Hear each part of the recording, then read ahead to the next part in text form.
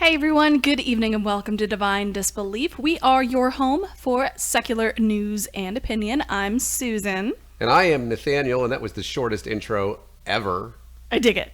Yes. I was surprised you chose that because I'm usually the one that's super into like stuff with banjos and stuff. Oh, I happen to like it. Now, I'd like to point out that when we end the show today, that I'm going to play the actual entire... the whole thing. Yes, because that was like not even half of it. I just forgot to reset the audio whenever I went to go live, and so that's what we played. It was awesome nonetheless. It was. I think it was good intro music. Usually our intro music is more, it's been angry recently, and to call it that, I think. Yeah. And so this one was not, at least I don't think it was quite as angry. And Inquisitive Quandary and other folks, hello. Yes, I got a notification on time as well. So please, if you got the notification and you have this one and it's on Twitter or wherever it is, please share this out. We would love to have all of you amazing folks and all of your amazing friends and family and co-workers. Various loved ones. Your side pieces and Do they count else. as loved ones though? Hmm? Do they count as loved ones? I mean, love is what you make it. So That makes sense. yeah, so we'd love to have every single one of you there. And so welcome in again and again. It is Sunday evening. Yes, Sunday the 18th. 18th of August. You are on episode 23. Yeah. So in episodes, we've almost made a day. Almost a full day. But time-wise, we hit that like... Yes, we hit the day on our first episode. Yeah. So yes, thank you, Math Pig, and everybody else, and Inquisitive Quandary. As always, it's good to see you. You folks are amazing. Yes. And I was remarking last night, while we were about to go to sleep, that she was. while we don't have the largest audience, we do have a very loyal audience, and I just want to say that we both appreciate y'all a great deal. Y'all are absolutely wonderful, and we can't tell you how much we appreciate y'all being there twice a week with us. So thank y'all very much. And oh, before I forget, because I was gonna make a point, we got our first patron on Wednesday. So many thanks to Mike. He's our first patron. If you would like to join his ranks, go to patreon.com/divine disbelief. You can pledge as little as $1 a month in order to support the show. That goes towards helping us get different equipment and helping us, maintain stuff so we can one day get our own hosting. Currently, we host the podcast itself on Anchor, which has been absolutely wonderful, don't get me wrong. But if we eventually want to get our own website, we could use some support. So patreon.com/divine disbelief if you would like to help us out. Yep.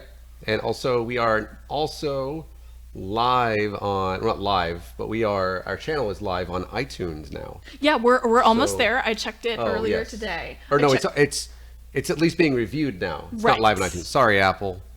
Sorry. It's I had run into some issues for about a week and a half with getting it submitted to Apple Podcasts, but that it's been officially submitted.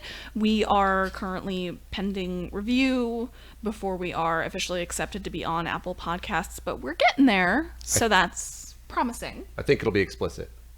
Yes. Yeah. The great thing about Anchor, where we host, is that you can go ahead and mark it as explicit yourself. So I'm like, yeah, definitely explicit. I say the fuck word. I don't know, probably too many times for, I don't know. It's not like virgin ears. It's like old people ears. I would hope your ears would be virgins, but then I don't want to kink shame anybody. I mean, I've been saying that since I was a freshman in high school. Somebody would say virgin ears, and I'd say, I'd hope your ears would be virgins. Do people still laugh? Sometimes. Yeah. They especially did when I was 14. Yeah. So, but that's because it was said in the presence of other 14-year-olds. So I was at work yesterday, and I wrote about this on Twitter. Yeah. And I was doing my job, and doing it quite well, by the way, because I do that. And I was, I'm in retail sales and was talking to some customers that I had never met before and they didn't know me, and really having a wonderful conversation. I found out today, by the way, that the person who was there with me yesterday, and I'm always going to be alone, but right now I'm with somebody who's in the same store as me. He's moving to a different store. He actually heard most of it. So that actually works out really well. That's good. Yes. That's good that they can't. Yeah. And the conversation we were having was amazing. I was doing like all these cool things, all these cool little, conversational tricks that we call sales. And they were, I believe, going to make a purchase. And then while I was talking, and we actually were talking about, because part of it's like a Samsung watch, right? And the wife is a husband and wife couple, and they're a little older. The wife noticed when I was talking about going down into Southwest Texas and talking about fossils and stuff like that, and how having just the watch on instead of carrying like a phone, it works really well. She noticed my wristband. And my wristband, by the way, is the green 8 wristband, and it says atheist on it in white letters. And she noticed my wristband and said, and I don't bring it up, but I wear it because it's who I am. And she said something to the effect of, well, with everything that you've seen, because we talked about travel, how can you still be an atheist? I hate that. And I looked at her and I was like, I'm sorry? Like, what? Because it's not something that I talk about at work. And she and her husband, as it turns out, are young Earth creationists. And they responded to me and said, with the world and everything, because I was mentioning, dinosaur fossils and hadrosaurs in Alaska. And they said, well, how did the dinosaurs get to Alaska if it's way up there? And my response was, I remember this, it wasn't always up there. Like, that was my response to them, like plate tectonics. And that's a fair response. And he said, well, yeah, but you have the biblical flood and the continent split apart and everything. And they asked, well, couldn't God have done that? And I'm like, I guess plate tectonic, yeah, it's possible. I'm like, I'd like to talk about watches, please. Anything else. And I said, I understand the story you're talking about. I know that one, and I know the Babylonian myths as well, and I know what you're talking about. I can speak to it. And they asked me a question about it, and I closed my eyes, and I took like a couple of seconds, and I remember I was like, I'm at work, and I don't feel comfortable talking about this at work. And they left, and they didn't buy anything because she saw that they found out that I'm an atheist. That is so frustrating. I could have gone outside after work and went with them outside and beat them into the dirt with information verbally about like why the bullshit they were doing in there was wrong. Yeah. But also as to like not just the fact that look, I was reading a research paper today about literally opportunity to do that today. A new one regarding those hadrosaurs up in the Prince something formation up in Alaska. Right. I was reading it today, and I was like, they don't even know these words. No. And I'm like, if I don't, it's safe to assume they don't either. It is, and I chose not to. It was probably, by the way, the best thing to do. Yeah. It is so disrespectful. Like I how many people I see every single day that wear Jesus shirts? Tons. Saw a lady of them. today, purple shirt right in the back, huge white letters, Jesus is King, right? And all these like church shirts and everything. Lady came in today, and she had this huge cross right here and stuff on her neck, cross tattoos and stuff like that. And I see religious stuff all the time. Yeah.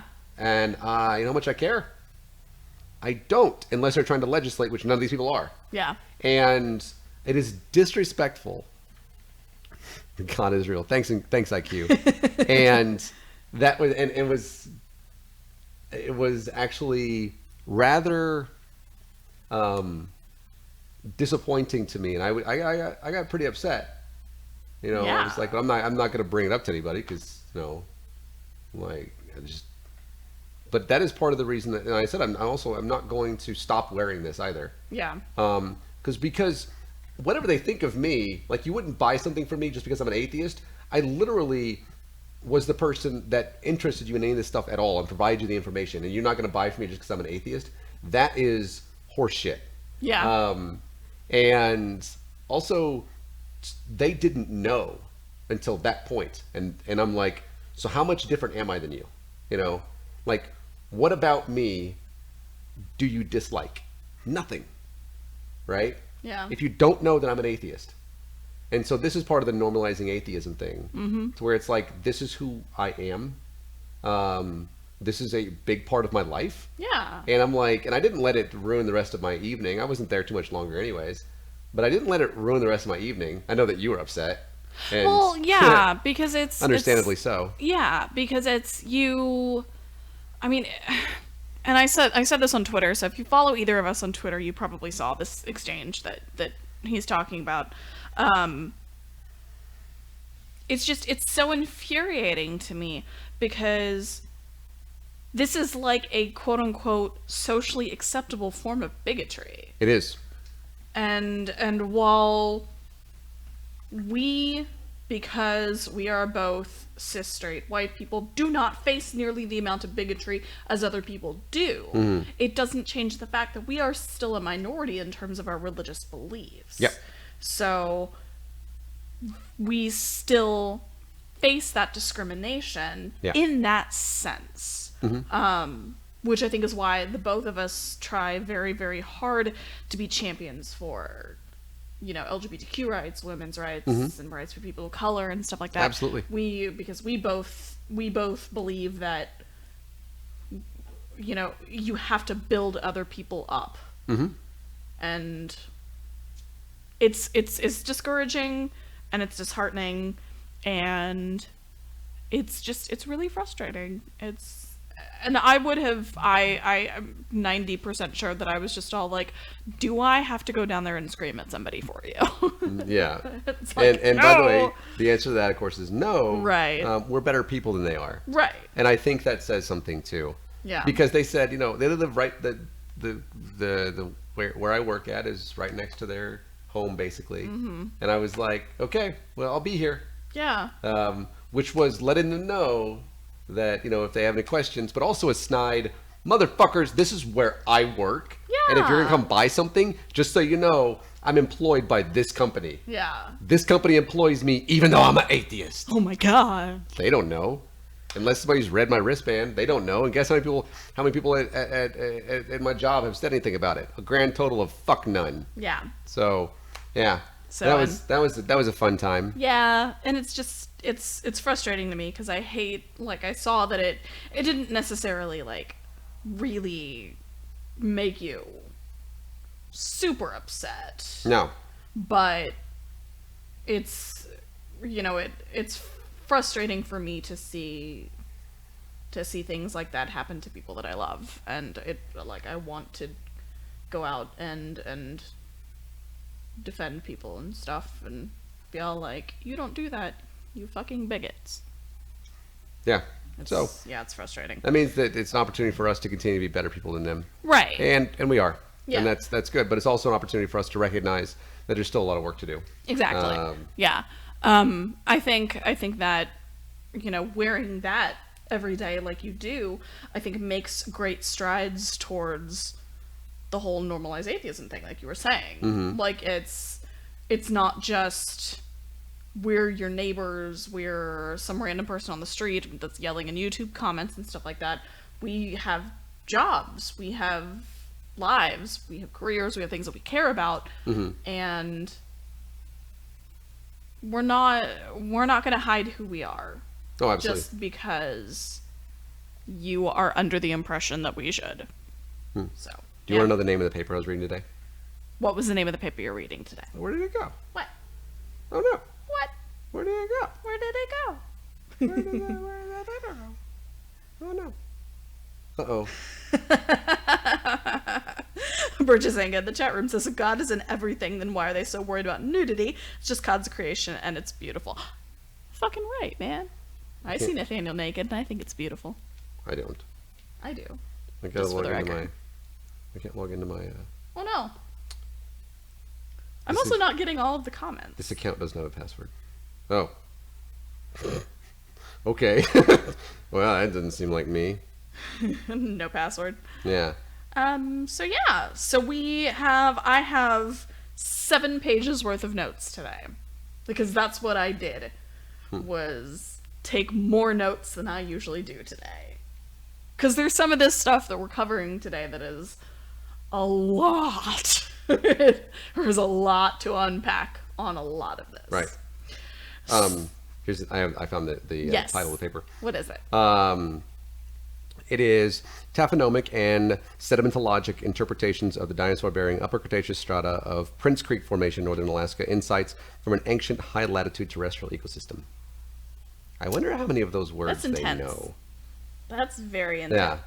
I should have I was actually reading that today because the Prince Creek Formation is a big deal because that's where the hadrosaurs are up in pretty much northern Alaska. Yeah. Honestly, it's Alaska, so it's north, and a lot of things we're discovering, like with birds, dinosaurs with feathers and stuff like that. You know, proto feathers and actual feathers to keep warm and stuff. Yeah. And it's actually pretty cool that some cool. dinosaurs could have existed where sometimes it did actually freeze. Yeah. So, yeah. So that was something that was like, oh, I wish I would have had this yesterday because I could have said something about it.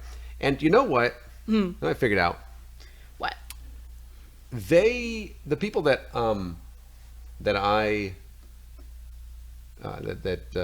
decided to not do something yesterday strictly because I'm not a young Earth creationist, I guess. I think they have some bigoted views. Do you know what else I know? What? They're not Danny Masterson. They are not Danny Masterson, and you know what? I am pretty grateful for that, because Danny Masterson, as it turns out, is a garbage human being. Yep. So Wednesday... Allegedly. You can say anything you want as long as you say allegedly, right? I feel like I learned that from opening arguments. I think you did. I think I did. So shout out to Andrew and Thomas. So on Wednesday, we talked about Jehovah's Witnesses trying their damnedest to cover up a huge story about sexual abuse. We spent a lot of time on that, unpacking a lot of stuff that was going on with that whole situation. We actually took my coworker and I talked about it at work too, and I was sort of gave her the TLDR of it, and she was just all like, "That's disgusting." Yeah, I know. Here's the TLDR, by the way. Or do you want to say it? Yeah. Well, are we doing the TLDR of Jehovah's Witnesses or Danny Masterson? Danny Masterson. Okay, so I was like, oh, guess what? I was gonna say the TLDR is this. TLDR is Danny Masterson is a horrible person. Yeah. We've talked also, of course, about the Catholic Church and the Baptists before, but now it's time to move on to Scientology. Now, we're all familiar with how Scientology is a cult. Yeah. We are all legit wondering what the fuck happened to Shelley Miscavige or whatever. Yeah. Because she's, from what I understand, she's been missing for a number of years. Don't know what happened to her. Well, for all of you viewers out there who don't know who Danny Masterson is, he was the one with the sideburns in that 70s show. Yes, he played Hyde. I think he does other stuff too. He actually also, which I will get into, he was also on The Ranch as well. But was he? I thought that was just Ashton Kutcher. No, he was on The Ranch also. Yeah. Oh yeah, is he still? No. Because of this. Okay, cool. Go ahead. He got fired in December. Sorry, I didn't even know that. I was getting into that. Sorry, if for anybody that didn't know who Danny Masterson is. Now you do. Now you do. He has not aged well. I mean, he looked like he was 30 in that 70s show. He did. I'm pretty sure he pretty much was. I don't know. Is he older than me? I don't imagine. know. The only one that's younger than me, I think, is Mila Kunis. What's her name? Yeah, I almost called her Heidi Klum. So 4 women have recently filed a suit against the Church of Scientology alleging that actor Danny Masterson, aka Hide from That 70s Show, which I'm currently rewatching as background noise, either raped or sexually assaulted them in the early 2000s. He's 43. Are you okay? Need some water? No, I'm good. Just had to tickle. He's 43. Wow. You know what? Maybe never mind. He didn't age all that poorly. He's 43. Doesn't look bad. Yeah. He did. He aged poorly to like age, like it's 25. And then he then he slowed down. Yeah. Like usually at that point we speed up. You know. He was like really old, and I'm just. So these 4 women reported these accusations to the LAPD in late 2016 and early 2017, and all 4 soon found themselves the target of severe harassment.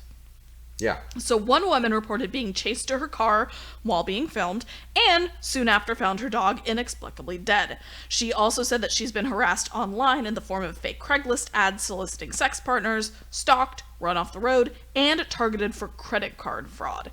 Another woman alleges that she had been followed, photographed, had her email hacked, her 13-year-old son's bedroom window was smashed in the middle of the night, or 13-year-old, I'm sorry, I don't know if they have a son or a daughter, I'm sorry.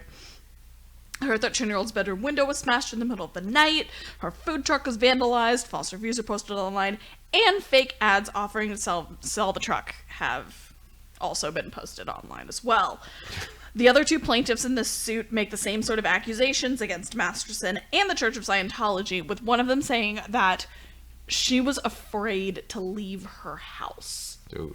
And this is what the Church of Scientology does. This is what any churches do whenever you are accusing somebody in high standing of doing anything. They are going to harass you and try and get you from actually saying anything about it. So the counsel for the Church of Scientology, named William Foreman, right? I didn't know that. Denied all of the allegations brought forth in the suit, and of course also took the chance to talk shit about Leah Remini and her escape from the cult. Yeah. Foreman said in a statement, "From everything we've read in the press, this baseless lawsuit will go nowhere because the claims are ludicrous and a sham. It's a dishonest and hallucinatory..." I don't know why it would be hallucinatory. She hallucinated. Publicity stunt. Yeah, I mean, I guess, but that's just weird to... Look, man, it's Scientology. And apparently Leah Remini is taking advantage of these people as pawns in her money-making scam. Yeah. Because as we know, Leah Remini has the show, the Going Clear Scientology stuff. She has the... Yeah. They did the documentary on HBO a little while back, and... Well, they had another one called Aftermath. Yeah, that's hers. Yeah, that was focused on Masterson. Aftermath, really? yeah, that was the reason that they went after her. Oh, yeah. Like in this case, because Aftermath was focused on Masterson, and the church was like, "Look here, King of Queens." That's the show she was on, by the way. It was. As far as I know, that's the only thing she's famous for. That and Scientology. Well, yeah, but I mean, you know. Well, now I'm curious. Now I'm like, I don't know. I'm pretty certain that Leah Remini, right? Is her name? Leah Remini. Remini? I don't know. While you're doing that,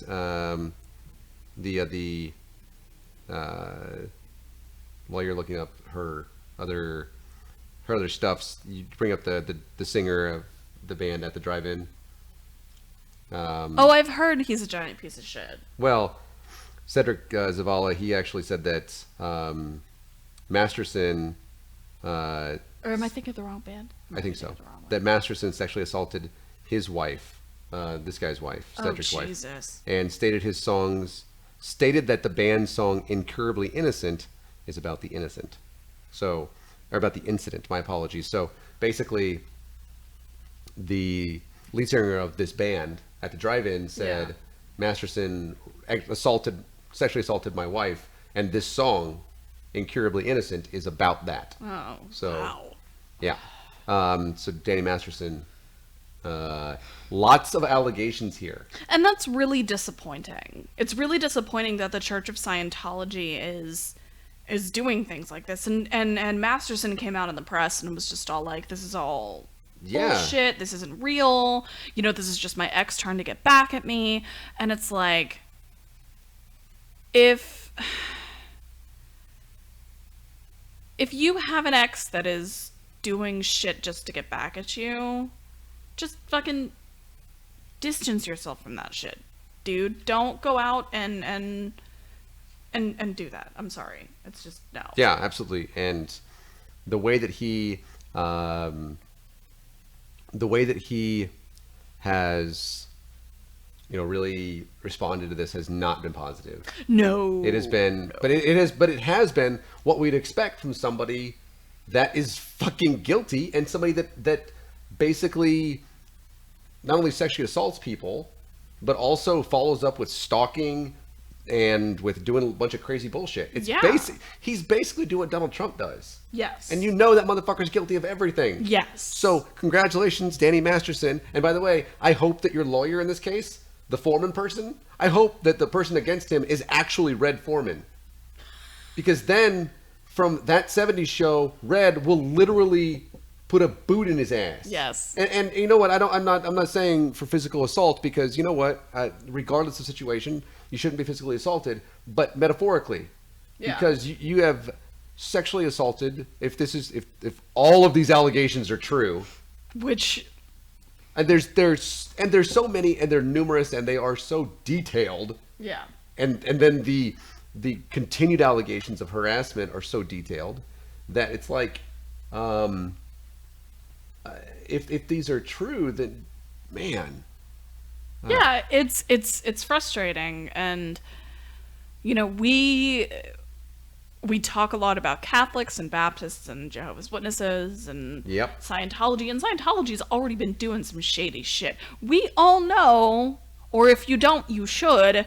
We all know that Scientology was started as a money-making scam by L. Ron Hubbard, because while he was a prolific author, he wasn't a great author, and he, you know, was going broke, so he was like, this is the best way to get some money, let me start a religion. Yeah, and, congratulations. He took the thing from Brigham Young, and what's his fuckface? And Joseph Smith. Yeah. Yeah. I mean, Joseph Smith, convicted fraud. So, yeah. Yeah. So so congratulations, Scientology. We just have the list of shit up here now. You know, Catholics and Methodists and Baptists and Jehovah's Witnesses and Mormons. Congratulations, Scientology. Now your name is there. And this is just since we started this fucking show. Yeah. We started in April. Yep, the end of April. Yeah, so basically May. We'll just go ahead and let April stuff slide.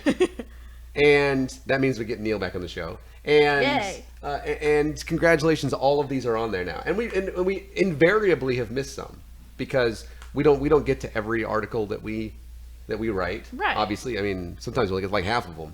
Yeah. But it's like, great job. Sexual allegations against somebody in a church or cult, a churchy cult. Culty church. Culty church. Yeah. Are so numerous these days. Yeah. And it's like, man.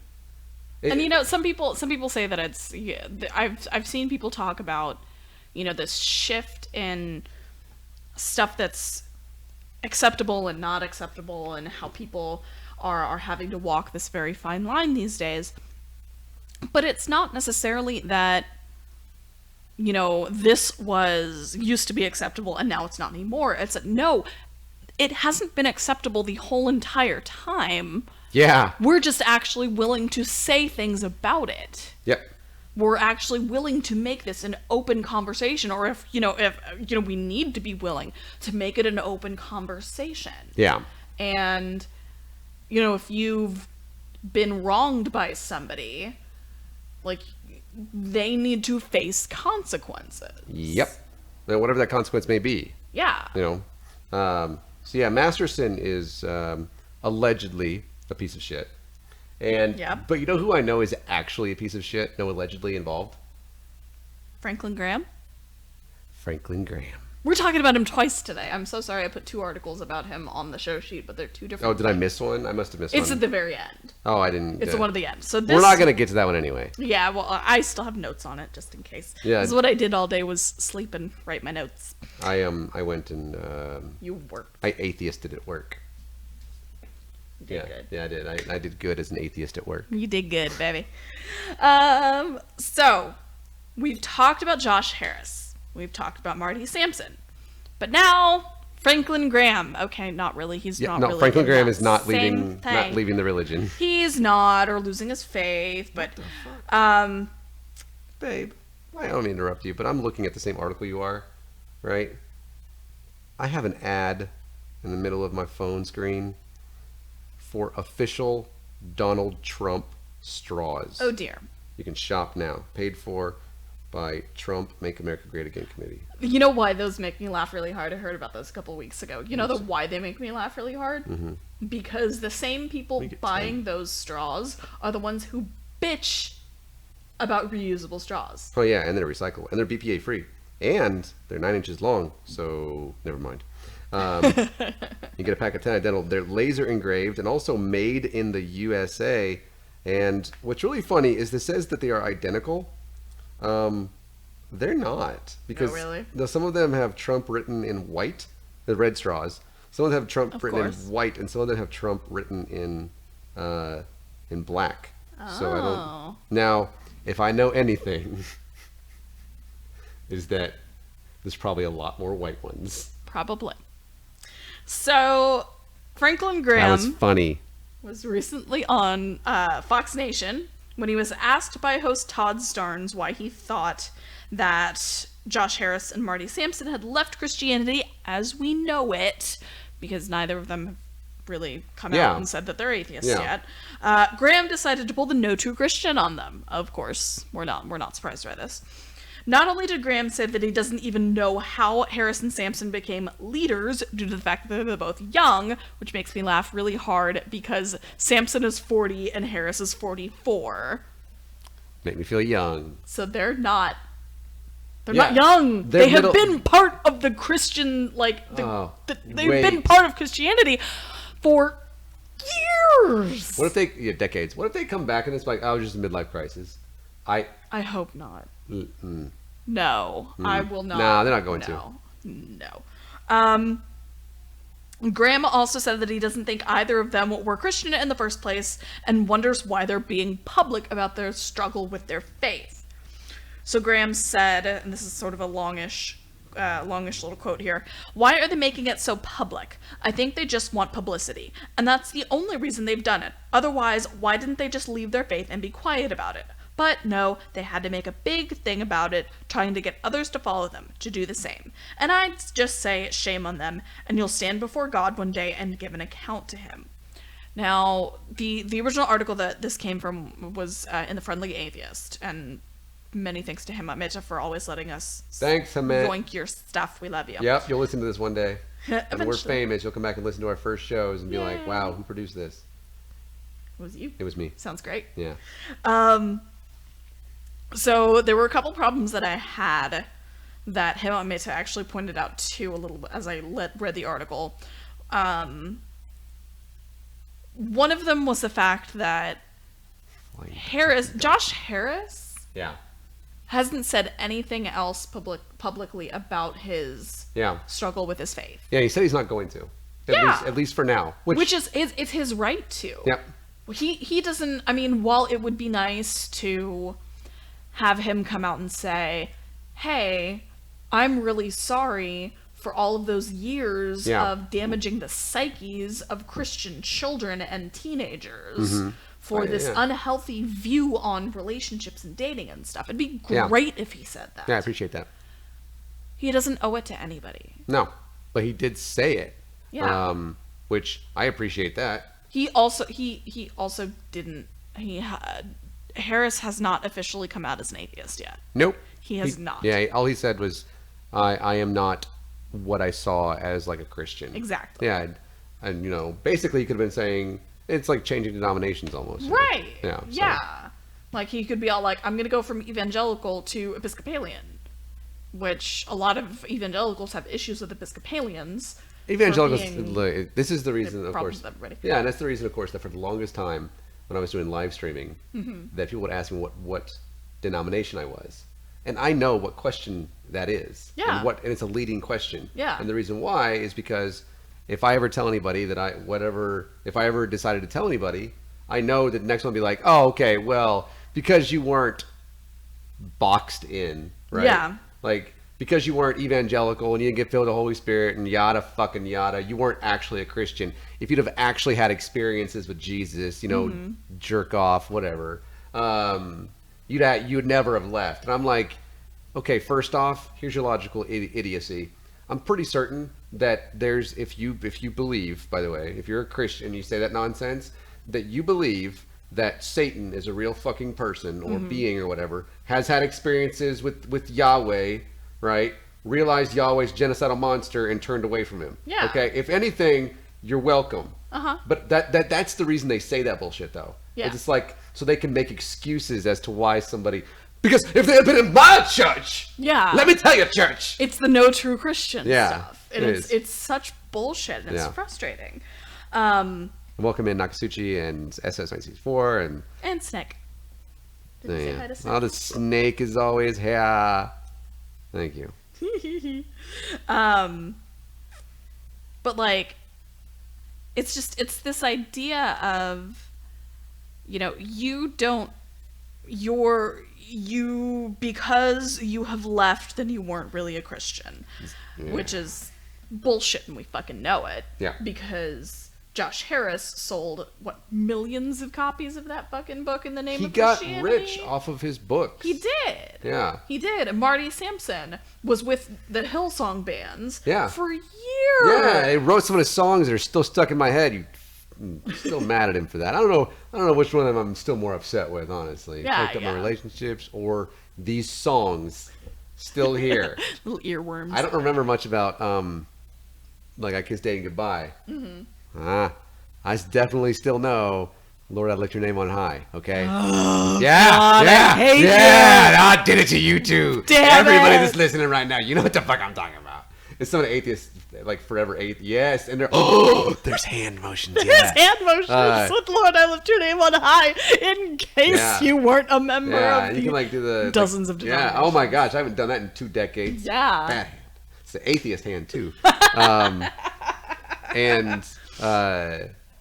So you're welcome, everybody, because now. But all the atheists, right, are like, what the fuck is this dude talking about? Go listen to it. Do it. And so the I'll other be the devil. I don't care. The other issue that I really take with this is not just welcome in. No true Christian stuff. It's the idea that Sampson and Harris only did this for publicity, because Harris hasn't talked about it since. Sampson deleted the post where he was like, I'm losing my faith and I'm okay with it. He deleted it. So this is, they're not out there talking to people like us and to AXP and, to Mr. Atheist and Nakasuchi and stuff like that. They're not talking to anybody in the atheist community saying, I stepped away from my faith. This is what my journey was like, and they're not doing it for the sake of, getting recognition and stuff. When Dusty Cloaca, oh my god. But also the song is stuck in somebody's head. You're welcome. Yeah, you're welcome. Yeah, and this is Franklin Graham. I mean, we all know who Franklin Graham is, and just like we know who Jerry Falwell Jr. is. Yeah. And we know those names thankfully. Because they don't. They do everything that they do for the sake of their own publicity. So for them to criticize somebody else making false claims that they're doing it for the sake of publicity. And also, in what world is being an atheist lucrative? That's what I want to know. If you're not Dawkins... And Dawkins is not... He's not even, he doesn't even do it for the sake... A lot of things he doesn't do for the sake of atheism. He does it for the sake of science. Well, he also makes... I would say that Dawkins makes just as much money for what he does with evolutionary science. Exactly. Which, by the way, he has contributed a mountain of shit to. Yeah. Atheism, But Dawkins is problematic. Thanks for the book. Either way, thanks for the books, Yeah. It's like, Let's compare all of the atheists that have ever been famous to what's his fuckface down in Houston. Yeah, Osteen. Yeah. Let's talk about who's famous. Yeah. Let's talk about all of the shit that they have. It's ridiculous. All of the money and everything like that. Let's talk about it. Yeah. If I wanted publicity, love, know what I'd do? And if I were, what's his name? Joshua Harris? Yeah. I'd write another book. Yeah. Thanks for the book. Because how does this help him? Honestly. It doesn't. Yeah, there's if anything, he loses relationships. He loses a family. He loses societal bonds, right? He has to basically start over. Even if it's not the same version of Christianity, but he's still a Christian, it's still, right? He still ends up alienated from a lot of the people that followed him so loyally for so long because of the toxic message that he was spreading. Yeah. So I mean... Yeah, and I mean, if the other dude wanted to like actually have notoriety or whatever, he could have just like written a Hillsong song. That's like I'm a motherfucking atheist or something like that, you know. We've talked about my favorite Frank Turner song, right? Called Glory Hallelujah. Oh yes. Where the entire chorus is just "There is no God, so clap your hands together," which is great. So if you don't know Frank Turner, you should. So yeah. Franklin Graham is an asshole, and we were already aware of that, but yeah. So moving on. Well, thankfully, not everybody. I am working these transitions tonight. Yes. So, thankfully, is this? No. Okay, I said United States. Yes. Yes. I was thinking it was in Canada. Now, Milwaukee is pretty close to Canada, to be honest. But thankfully, there are people that are like, wait, what? Look, we're in Dallas or Arlington. It's closer. Thankfully, not everybody that's religious commits sexual assault or is Franklin Graham. Right. There are good people. There are. Which we very rarely get to talk about good stuff. Right. So we actually have 2 cases of good. We have if that mess up anybody, just let us know. Well, it's Wheelan for me. No, we're good. Yeah. Okay. Yeah. How Christians don't really believe in God. I would love to see that. Yeah. So, the Evangelical Lutheran Church in America Churchwide Assembly voted recently to make itself the first North American denomination to declare itself a sanctuary church body, which would mean that it's dedicated to supporting and serving migrant children and their families. So the same day that the assembly voted on this, they marched over to the Milwaukee ICE office, which abolished ICE, by the way, and held a prayer vigil that addressed the rights of the families that had been arriving at the southern border of the United States. Mm-hmm. The announcement on the ECLA's website says that through the ECLA's initiative accompanying migrant minors with protection, advocacy, representation, and opportunities, which looks like it was shortened to AMPARO, I don't know. This church is committed to work toward just and humane policies affecting migrants in and outside the United States. Now, which is great, by the way. Yeah, this is wonderful. This is the sort of stuff, that you want to hear about. Like how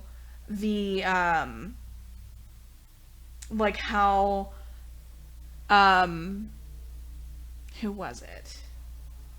The Methodists. Mm-hmm. They were having those internal conflicts with making, like half of them wanted to be progressive and half of them wanted to be stuck in the old days. Oh, it is buffering a little bit. Dang it. Go ahead. Huh? It is buffering a little bit. Oh, it's fine. The stream is always way behind on my computer. No, I saw buffering. No, okay. I can see the buffering when you're moving and stuff. Oh, okay. It's fine. But it's really nice to see things like this that are progressive and human rights oriented for churches to come out in favor of the actual things that Jesus would have fucking said. Yeah. Whenever Jesus was like, come unto me, little children. Yeah. I don't think he was like, unless you're from that country over there. Yeah. Unless you're from a shithole. Yeah. Which basically Donald Trump just means Africa. And I'm pretty certain that when and I appreciate this church for this, by the way. Yeah. That when Jesus was sitting here saying, y'all motherfuckers need to help people. That there were no qualifiers. Right. It's like Cher Horowitz says on in Clueless, there was no. Oh, she's Googling it. Just so you know, as she's furiously typing away, that she's finding the quote. Oh no, she only found a video. There's no quote. She's gonna find it. Oh, It does not say RSVP on the Statue of Liberty. There we go. there it is. Which Oh, apparently, by the way, it pretty says those who can stand on their own 2 feet. By the way, I checked the words to Emeladris's New Colossus, also because I know it. And it turns out, by the way, who can stand on their own 2 feet is not in the poem. ah, I know it's surprising to Yep. Donald Trump supporters who, by the way, may have been hearing this for the first time. The Statue of Liberty is a real thing. Yeah. And also it's green because it's made of copper. Yes. And also Emma Lazarus's poem, by the way, Emma Lazarus, who was a like pro-immigration person who helped Jewish people immigrate to the United States in the late 1800s, early 1900s, wrote a poem about poor people coming here and how we should let them come here because we're like the beacon of liberty and shit. yeah. And that was back, like, you know, and that was like right after we were like, it's not okay to own people. Yeah. She was really progressive for her time. Nice. And for this time, apparently. Apparently So this church is. So it's actually like it's pretty much the entire assembly for the Lutherans, Oh. from what I understand. Oh, that's awesome. Yeah. And they're like one step away from Catholic. I guess. I don't know. I'm not familiar with Luther. I never went to a Lutheran They're like, church. they have like, so you have Catholic, and then you have Roman order, but then you have like Lutheran, and then you have the other one that's there. Protestant? No. That's the entirety of everybody who's Yeah, not that's everybody. Catholic. Yeah, it's Catholic, and then but they have like levels of. Methodist and It's Catholic, Lutheran. There's another one that I forget. I don't know what it is. Snake. No one in my family can stand to their own But 2 it's feet. there's like levels of catech. Yes, I did. Yeah, I chuckled. There are like levels of catechism, you know. And Yeah. So if you're Lutheran, you're almost Catholic. You just gotta like go pick up the rosary, basically. That's not true. Well, no, Episcopalians are a lot closer to Catholic than Lutherans. Are they? Yeah, Maybe I because just missed one. Episcopalians. My bad. Episcopalians are a branch of the Anglican Church, and the Anglican Church was the Church of England, which branched off from Catholicism whenever Henry VIII wanted to get a divorce. I love when I learn things from her. You know how I know that? No. Eddie Izzard. I'm telling you, the news and history lessons should come from comedians. I love Eddie Izzard. Yeah. And so does that mean like Episcopalian churches that they have the little like calisthenic benches things? Yes. Sweet. So yeah, so I grew up Episcopalian.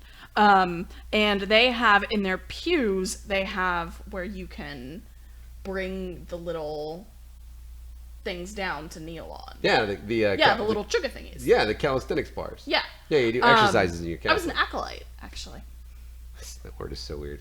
It's like so you like exercise and stuff. You stand up, you kneel down, you Yes. stand up. Yeah, if you go to Genuflect. yeah, you go to Catholic. Yes, babe. I made him listen, so Yeah. nobody knows this. There was a comedian, Tom Lehrer, that I made him listen to the Vatican Rag a little while back, and it was great. Say hello to Mike. Is he here? Yeah. Hi, Mike. I think Hello. Yes, Keiko Death. But also in the same article, what I really liked was the fact that they're talking about, like, the ECLA is talking about the they've been wanting to aim for a more diverse congregation because Oh, I didn't they get to wanted this to part. work towards a more diverse congregation because like 20 the end of 2015 the ELCA, I've been saying the ECLA, it's the ELCA, there were 92% white at the end of 2015. So this is Lutheran. Yes. That sounds about white. The end of 2018, you know what it went to? It was like 19% or some shit. No, how much, like, Percentage. yeah. Of minorities. No. How many white people? Oh, It went from 92%. was it 96? 94. Oh my gosh! They got less diverse. As the country is becoming more diverse. How? Well, that should make sense though, because more people are leaving the church, really, than we've seen in. Right. And I know we talked about it on Wednesday. But of all the of all the people that are staying in the church. Now, with that being said, most people of color are evangelical. So Yeah. and also don't live in Milwaukee. So there's also that. That too. Yeah. I've been to Milwaukee. Yeah. It's not wonderful. Um, Although I did. the Brewers are okay.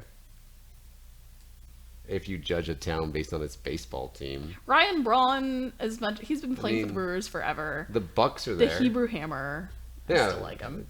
The Hebrew Hammer, but That's his nickname. no, but the Bucks Swear are to there, God. right? To my knowledge. Yeah, the Milwaukee Bucks are there. Yeah. This is how you judge. Didn't a they town. come in second? Hmm? Didn't they come in second? Well, technically they got like bronze because the Raptors beat them in the Eastern Conference Finals. Because we did watch. Yeah. We watched one of those games. Yeah, we watched them in the first game we actually lost. Yeah. And so we judge a town based on you have to start with liking people of color. That's Yeah, true. that's true. Maya. That's But- very true. But so we base every town on their sports teams. The town is either good or bad based on its sports teams. Stupid buffering. They all system with the church numbers that they have kept since its formation. Makes sense. So they don't really seem to. I mean, they're not going anywhere. Sorry. I guess. I Sorry. don't know. There we go. Sorry. You're They're fine. not really going anywhere. But so it's nice to see that they are doing good things in terms of this sanctuary church stuff. That's It's very good. I refreshing. am very excited for that. And Yeah. and you know what? I do not care that their motives for this might not be pure. Yeah. I don't care. I care that they are, sanctuary church people. Yeah, like that's like ultimately like this is cool. Yep. So actually, it's not the next thing, but I'd like to talk about the unusual alliance that was formed in Oregon. I don't think I read that one. So I'm totally, I've got extensive notes on everything. So She does. We can. Yeah, because we don't have a ton, because it's gonna be a shorter show tonight. We don't have like. With all of the notes I have, maybe not. She gonna do it by herself. What? Some of us work today. But you don't work tomorrow. Yeah, I'm still tired today, love. I have dinner next to me. You just can't see it if you're on YouTube, and also if you're listening to us on a podcast, you never will, Exactly. unless you watch us on YouTube. Which do all of the above. So this happened in Oregon, and I learned today while I was doing my notes, there's such a thing as vegan strip clubs. Did you know that? No, You lived in Portland for a little while. I did. Yeah, I wasn't vegan. I was in Portland. But still. I had to move to Texas to become a vegan. Okay. So I wasn't entirely sure what those entailed until I, read the article. Apparently it entails a meatless food menu and a policy of prohibiting performers from wearing animal products on stage. So that's pretty cool. I like that. But the reason that I learned Wait, it's a this... strip club. Of course, don't wear anything on stage. You're a fucking strip club. Sorry. Have you been to a strip club? One, and I was. Yeah, I've been to one. I still know. They go on wearing costumes and take them off. What are they gonna... If they don't go on wearing something, what are they going to take off to qualify as a stripper or as a dancer? Shoes. No, they leave those on. Why? I don't know. I'm not Maybe a the floor is dancer. slick. I'm not a dancer. I don't know. Yeah, I don't know. So the reason why I learned this, I promise there's a reason behind this. Apparently, a dancer at one of these vegan strip clubs and a Christian pastor for a Church of Christ denomination, they have joined forces to raise money for families affected by the recent ICE raids in Mississippi. Oh, So Don McCall This is cool. Yeah, this is really awesome. So this is more along the line. This is more like doing cool things. Yeah, nice Don people. McCall and Reverend Adam Erickson have teamed up to hold charity events at Casa Diablo, and Erickson has called on members of his church and other faith communities around there for their support. McCall said, "It's traumatized babies, families. A lot of us are mothers. None of them want to see this happening to kids." Dawn McCall, she has also arranged a lot of fundraisers for social causes through Casa Diablo, but this one in particular has been accompanied by t-shirts and postcards that are being sold online, with all of the proceeds going to the fundraiser that is currently supporting about half a dozen organizations in Mississippi. That's cool. Now, Reverend Erickson, said that whenever he heard about McCall's fundraiser, he knew that he and his congregants had to help. Which is like, what? Oh. Because this guy apparently also does church signs. Like, he does the church signs that are like humanist things on his church signs too. I like this guy. He seems like a Jesus. I bet he pisses smokes people the off. weed. I hope he does. He's in Oregon. He has Probably. to. It's Probably. state law. So Erickson said, "Christianity is about trying to help those on the margins of society. That's where God goes. Anyone who goes to people who need to be loved, I want to be on their team." And while McCall is actually an atheist, so go Dawn, she said that she joined forces with Erickson because we hustle for those who right now can't hustle for themselves. Man. I know. Oregon is so like, cool. That's really the best. And I'm glad that I'm really, really glad that, you know, that this pastor, this reverend, whatever, I don't know, I guess is it a pastor in Church of Christ? I don't know. Right? I mean, cults? I don't know. I'm guessing it's a pastor. I guess. Yeah, if we're wrong, oh no. Yeah. Oh, well. It's really, really great to see interfaith stuff like this for humanist causes. Yes. Because, you know, when you have Christians who are genuinely doing things and have to do with the message of Jesus, that's really encouraging. Yeah, it's the opposite of Franklin Graham. Exactly. Anything that is the opposite of Franklin Graham usually is basically Jesus. I am totally cool with it. Yeah, I think Right. that Jesus probably is too. Yeah. Like, I will tell you this, if Jesus is like the Talking Snake talked about you, by the way. If Jesus is like real, I just saw that. and you caused a snort, and if the Bible about Jesus is real, right? Mm-hmm. So when it says like believe on the Lord Jesus you'll be saved, maybe the believe thing just means like don't be a shitty person. But regardless, if that's true, I don't think that Graham is going to heaven. He seems like anti-Jesus. He's gonna good news for him. He's gonna hang out with Donald Trump. Yeah. Yeah. So you know, there's that. They're buds, so it's all good. I'm just saying. I don't think Jesus would like Franklin Graham very much, Probably not. or Jerry Falwell Jr. No. Or basically any Southern governor, and Yeah. also Matt Krause. Pretty certain he'd hate Matt Krause. Yeah. Just out of principle. Yeah, just on principle. Because I'm certain Jesus would love me, so he would hate the people I hate. So do you want Me and Jesus to are close like that. Do you want to get into the long one? Ooh, which one? The Uganda The one? long one, yes.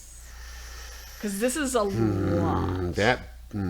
Do you know, she fucking lied, like straight up. Yes. Like straight So up. let's before we I talk don't know, do start. you want to?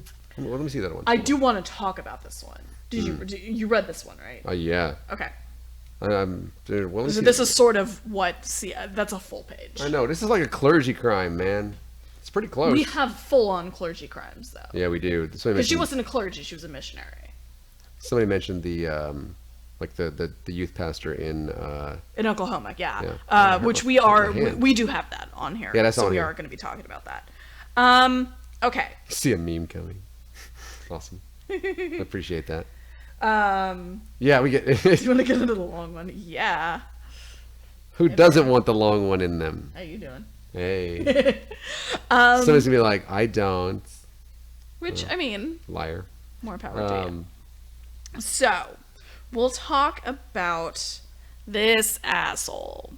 This. Yeah, so she was. She's awful. When this allegedly happened, she was how old? So so Renee Bach is her name. She's a humongous white saviory asshole. Like most missionaries are. Humongous white saviory assholes. Yeah, like the ones that go to Africa, like she did. Yeah. Yeah. She's originally from Virginia. She went to Uganda to set up a charity for sick children. And why she felt the need to go to another country when she was pretty much fresh out of high school with zero medical training, we don't know.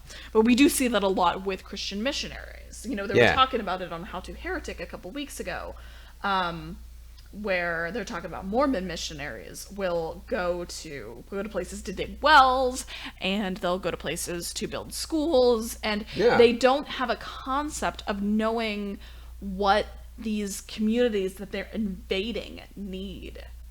They have no idea, because they're like, I'm going to go and we're going to do something really great. Yeah. Without knowing whether or not it's actually great. Exactly. Yeah, and that's they don't know if it's actually necessary. That's what this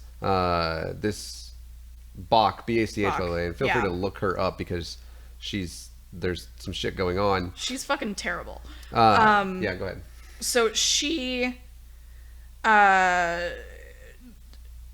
is now facing charges in a Ugandan court because she essentially went to the city of Jinja in 2007. She stayed for 9 months. She got back home in Virginia and felt a calling from God to go back and spread the message of her religion by feeding people hot meals to children in need. Let me let you know real fast. Cool. If you feel as though you have been led for whatever reason to give people that don't have hot food, good for you. Great, yeah. And it was obviously something that this community needed, because she was doing it twice a week. She had like 1,000 people that would line up and would they needed it. It was something that was needed, and that's great. That's awesome. Well, yeah, except it was also one of those, in exchange for, you got to listen to me talk about the Bible. Yeah. And I'm like, so that's definitely not humanism. No, not in the slightest. So after a while, someone got the idea to ask her to help with severely malnourished children from a medical standpoint, and she started running what she called a nutrition center that eventually evolved into caring for children with severe medical issues like pneumonia, parasites, HIV, and tuberculosis. Yeah. This is a thing that happened. Yes. So, mind you, this was about a decade ago. 2011, right? This started like about a decade ago. Yeah, okay, yeah. So, when she got there originally with the intention of feeding these kids, she was 20 years old. Zero medical training. She only had high school under her belt. Yep. That was it. Had not been to college. That was the extent of it. Yep. No, nothing medical. No, apparently, absolutely nothing. Water and hot meals. Yeah, okay, you don't need special training in order to do stuff like that, to feed people. You don't need special training. Well, I mean, poor people, yeah. You won't feed me, but chef. I feed you, and I have no special training. She's a chef. Yeah, it's somebody actually said they wanted to see the food you made and everything. It's delicious. It's amazing. She made it herself. I heated it up in a microwave from Nakasuchi, thank you so much. Have a wonderful evening. Yeah, it's always good to see you. So there was one child in particular that this article from NPR particularly focuses on. It's a 9-month-old child who was very, very small for her age. She was pale. She was breathing really slowly. Bach took the child's vitals and decided completely on her own, completely on her own, that she was going to give this 9-month-old a blood transfusion. Yeah, because it was that swelling and couldn't breathe and all that stuff. Yeah. So one of the volunteers at the center, who was a registered nurse here in America, she was called in to assist and give her opinion on what should be done whenever the 9-month-old took the inevitable turn for the worse. By the time the volunteer arrived, she realized that not only was Bach completely by herself in the center, but that Bach was making all the medical decisions by herself with no training. Yeah. None.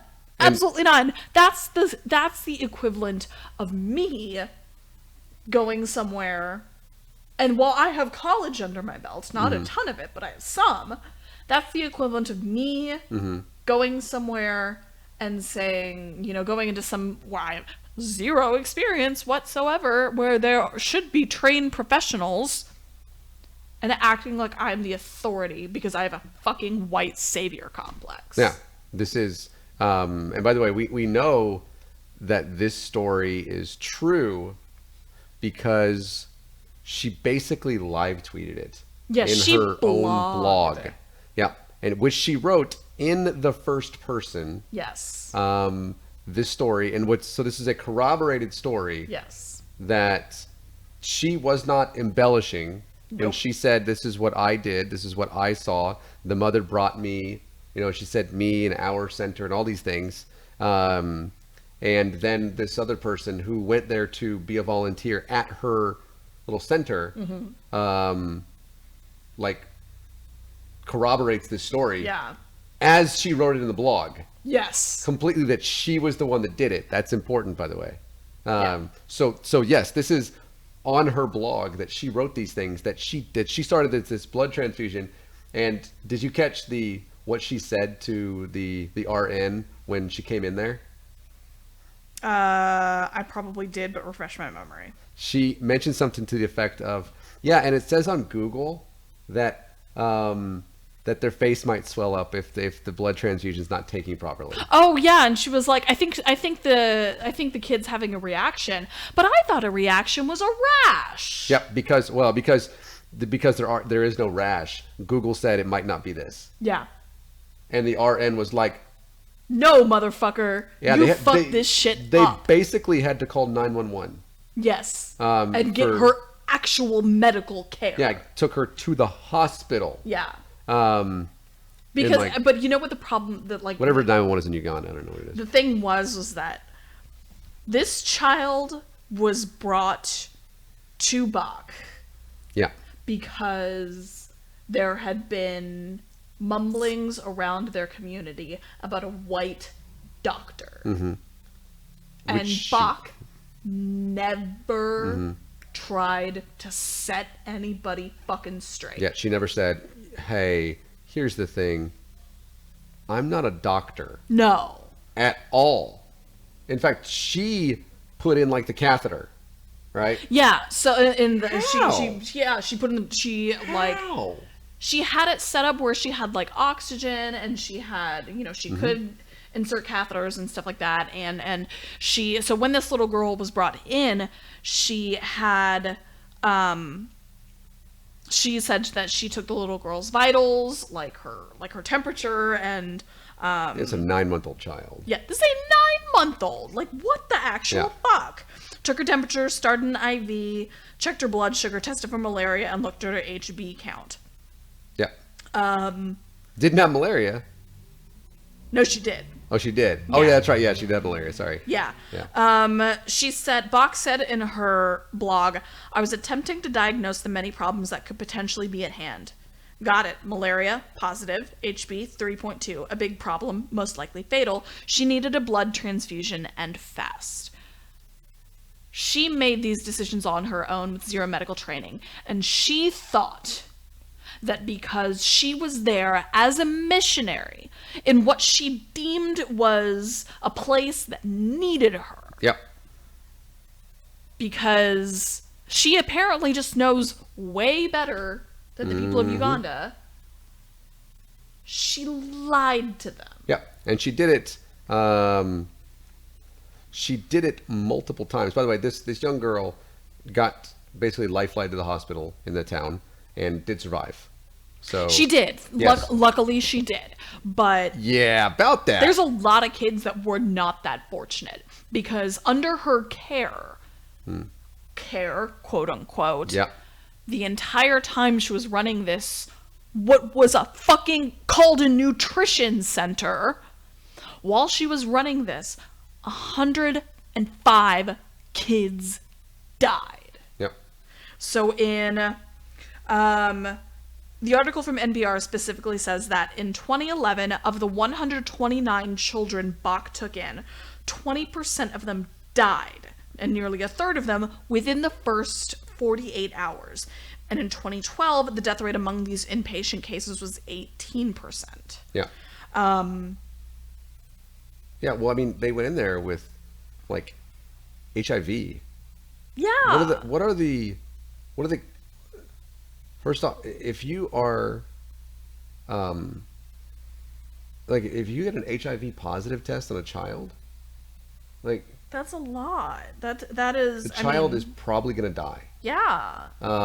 Especially Especially Africa, in underprivileged places. Yeah, Africa is has more cases of HIV than anywhere else in the world by far. I feel like I heard, and this is only mild tangent. I feel like a lot of that is also due to Catholic Church. missionaries, Mm-hmm. because they go in and say don't use condoms. They do. And basically inadvertently promote the spread of HIV. Yeah, they do. Yeah. Yep, that's true. This is the same thing that people do in the United States, and it's like, you know, they don't allow the distribution of condoms and don't require people to talk about contraceptives, and it's like, Right. yeah, you're do you enjoy teenage pregnancy and the rise of STIs? Because here you go. Yeah. But yeah, so the children were brought to her, and it said, and Maya said, how did no one notice this? Well, thankfully they did. Yes. And and you can go ahead, babes. Well, I was gonna say, she had this idea in her head that she could handle it because she thought that this stuff wasn't that hard. Yeah, it turns She thought out it being a wasn't a big doctor. Yeah, it turns out being a doctor takes time and fucking practice. Yeah, it's almost like they go through med school and internship for a fucking reason. Yeah. So, so there's a Ugandan pediatrician that NPR spoke to that specializes in malnutrition. She said of Bach's explanation of, you know, oh, it's not that hard. No, I don't accept that. There's another person, Lawrence Gostin, who said, just think of the arrogance. Who are you to assume that you can do better than they can? It's not your judgment call to make. And Lawrence Gostin is the head of the Center on National and Global Health Law at Georgetown University. That's in the United States, by the way. Yeah. And it's like I was saying, we have this rash, of missionaries who go in with no training. Yeah. Who assume that God is calling me to do this, so I'm just gonna fucking figure it out as I go. Mm-hmm. Well, guess what, Cupcake? This woman is responsible for the death of over 100 children. Yeah. Over 100. And she didn't care. No, she didn't care because they weren't white, basically. Well, Because she was there on a mission, yeah. so she was like, oh, look at how much I'm going to help. Oops, they died. Yeah, She didn't care. yeah, whether or not she had that type of a thought process, I don't know. But she has since, because now she's being sued, by the Good. way, by like Uganda. Good. It's civil court, by the way, not anything but civil court. I don't know why, but she has since said about her blog posts that she probably should not have written them in the first person. How was that going to help her? Because that made it seem like she was the one that did it. She was the one that And was doing it. she has said that she was, to her knowledge, that she had never actually done that it was always done by somebody else who was already there. Which is bullshit. And we know that's bullshit because there's the a nurse. picture that was taken of her Doing this shit. inserting a catheter into a child. Yeah. Yes, of her. And so she's being sued by Uganda. And she has since left Uganda, by the way. She said that she received death threats. You fucking think you murdered kids? Now, to be fair, these kids that were brought to her with HIV and stuff, they were most likely terminal. Right? Yes, yes. But she should have said, go to the hospital. yeah. Yeah, so that's, it's still, as you mentioned, under her care. If she had done that here, if she had done that in America, Day one. criminal charges. Yeah, day one, done. You have nothing. You're going to go to prison. Because, like, impersonating a doctor Yeah. and pretending like you have the credentials that you don't, Yep. that's fraud. It's There's so Which, much. please, somebody correct me if I'm wrong. There I'm there willing to is admit that. there but, is so much that is wrong with this, and like the list is extensive. Let's be honest. right. But she is now she could face a lot of, because you're talking about the WHO could actually get involved in this. The Good. World Health Organization. I fucking could- hope that they do. could get involved in this, yeah. I hope that they bring down the full force of whatever the fuck they can against her. Because this white savior bullshit has to fucking stop. Yeah. This idea of, I'm gonna go in and I'm gonna save these kids. No, you're not. No. She did far more harm than good Mm-hmm. in this community. Yeah. They would have been better off without her nosy ass being there. Because she felt like she was called by God, and she felt like she was gonna do some good. No. And Do your fucking research first to figure out where you are needed. Yep. And what needs to be done. Don't just jump in feet first thinking that they're just gonna magically be fucking excited for you to be there. They're not, dude. No. Stop. no, they're really not. Yeah. And people are going to die, and you're going to be responsible, and she is. And so this is another one we're going to keep, kind of our eyes on. Yes. It's kind of. I really hope that it doesn't go away, because the other ones we've kind of looked at have kind of just trying to find this stuff on the internet has been difficult. Like, I don't know what's actually happened with that church over there in Hawkins, Texas. That little quote unquote church that purchased the sign, the Jesus Welcomes You to Hawkins sign, because it was apparently a church. Oh yeah, because the church purchased it once it was taken down, right? Before that, they purchased it back in like 2015. Purchased it. Oh. But they couldn't, because it wasn't theirs to purchase. Like, it wasn't the. Yeah. It wasn't the. It was a.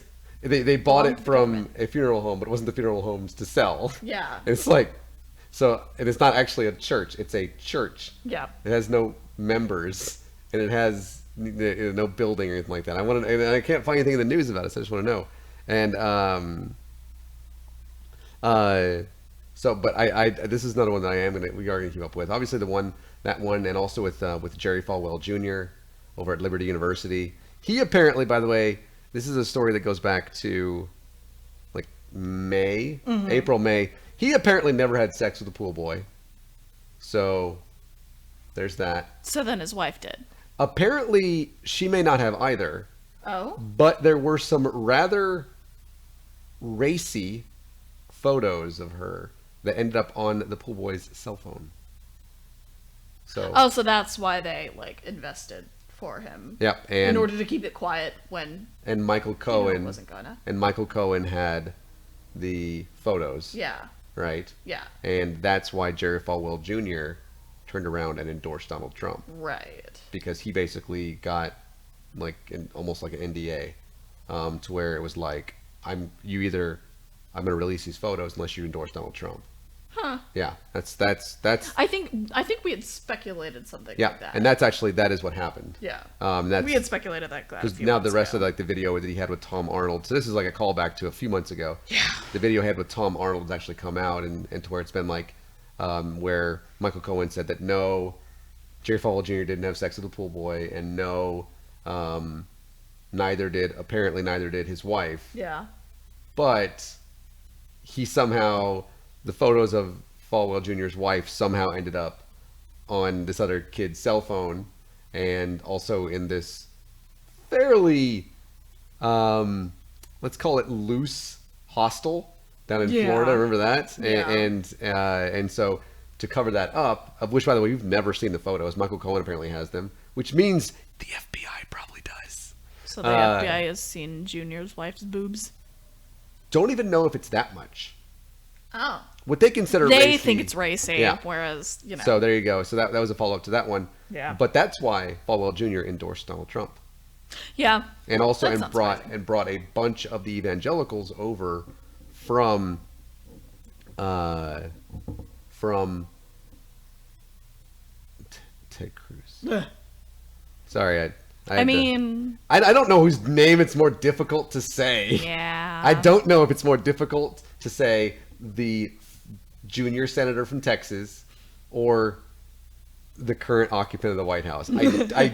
Whenever I tweet his name, I just call him the orange fella. Yeah. And I use the orange emoji. Yeah. So, but yeah, that's so. Small little update. So Ted Cruz now can actually be upset with Jerry Falwell Jr. for taking the evangelical vote away from him because his wife has photos yeah. One of these days, Ted Cruz is going to realize that nobody likes him anyway. I think he might already know that. Do you think Cornyn realizes it, though? Because Cornyn's been saying some stupid shit recently, too. Cornyn's like 90. Well, Cornyn also... Did you see Chuck Schumer released a tweet that was like, hey, July 2019 was the hottest month on record, and did all these stats in it. And Cornyn quoted his tweet and said, "It's summer, Chuck." And I'm like, oh, John. Oh, honey. Oh, man. Oh, sweetheart. Oh, bless your heart. Do you want to move on to Colorado? What happened in Colorado? Oh, yeah. The ultra-conservative. Oh, yeah. Let's see. Hold on a second. Let me see if I can find this. I don't know if it's in here or not. Hold on. I think it is. I think I have Which? the... Oh, I touched something. What did I touch? That's from Jurassic Park. No, I think I have the... I can't hum the Jurassic Park theme because we'll get a copyright strike against us. I don't think that's true. Depends on how much of it I hum, I guess. I don't know. Done. Not that one. It's never that one. Yeah, it's that one. No, that's not the one that I hum. Okay, I found this. It's never the one that I hum. I found this. What did you found? I don't know what's going on. Clergy crimes. It's so quiet. I still have to find that. I still have to redo that audio. Yeah. But there we go. That's what we're doing right now. We're talking about... This is Colorado, right? Well, the that the actual one? clergy crime was Oklahoma. Whatever. Oklahoma. Hickenlooper dropped out of the race. I heard that. He's running... he might be running... maybe he'll run against this person. That's... Okay, yeah. So this is a different person. But still, I wouldn't be surprised to find this person. You know. Well, do you want to do the clergy crime first? Or I think it would make sense to clergy crime first now. Okay, so clergy crimes. Since I... Okay. Mobby. So in our special Sunday edition of Clergy Crimes, which I had already written that in my notes, by the way, an Oklahoma youth pastor is now facing charges of rape and lewd molestation because we love covering the same thing basically every single week. Oklahoma. What town? Hugo? I think. I'm telling Jake. Watch our show. Hugo, Oklahoma is where the thing was. The article says it is. Okay. So Justin White, who was not only a former youth pastor at Spiro Baptist Church, but also a teacher and baseball coach at Smithfield Public Schools, allegedly raped a female student several times over the 2013 and 2014 school year. Oh, and he didn't just do this with one student. There was another female student who also said that White would take her upstairs to the church to be alone and allegedly inappropriately touched and kissed her. So White was arrested at his current employer of Clayton Avenue Baptist Church and taken to the Choctaw County Jail. If you wonder, by the way, Hugo is not all that far from us here in DFW. It's right across the border, just north of Paris. Oh, okay. Yeah. I will come to your house. Ugh. No, I don't want to go to his house. I'm just saying. I don't want to. I will fucking... Ugh. Anyway, Yeah. go ahead. So I just want to make it a point that KFOR, which is where we got this article from, quotes the OSBI, which is the Oklahoma State Bureau of Investigation, saying that he allegedly had sexual intercourse with a female student several times at his residence located on school property. What? Yeah. How? I don't even know. Either way. But I just want to point out that when it is a power imbalance like that, like a teacher and a student, it does not matter if they are of the legal age of consent, Hmm. in my opinion, Mm-hmm. it's still rape. Especially if they're underage. If they're underage, it's statutory rape. So this whole having sex with underage women and girls, no, stop using that terminology. It's rape when they're underage. Like, nothing changes that. Yeah.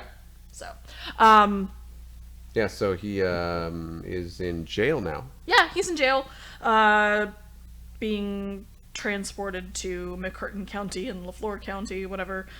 But this is,